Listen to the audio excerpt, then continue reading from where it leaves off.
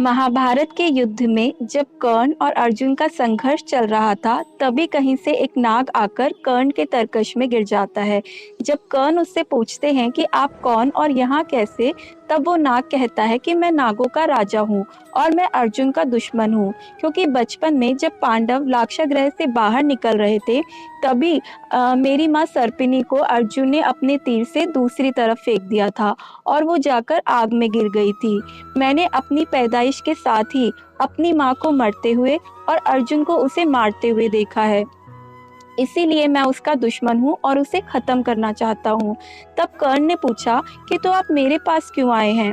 तब उस नाग ने कहा कि आप मेरी मदद कीजिए और अपने बाण पर चढ़ाकर मुझे अर्जुन के पास पहुंचा दीजिए। मैं वहां जाकर उसे डस लूंगा और उसे खत्म कर दूंगा, क्योंकि वो आपका भी दुश्मन है और मेरा भी।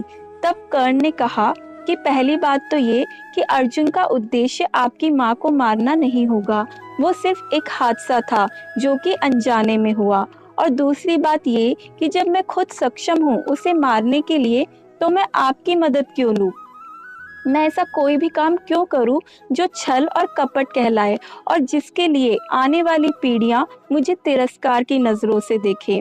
कर्ण ने कहा कि अर्जुन से मेरी दुश्मनी इसी जन्म की है। मैं इस तरह का छल और कपट करके अपने आने वाले जन्म क्यों खराब करूं?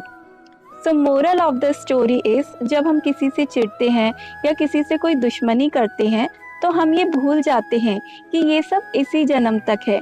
किसी के साथ भी ऐसा कोई धोखा या छल करके अपने आने वाले जन्मों को खराब ना करें।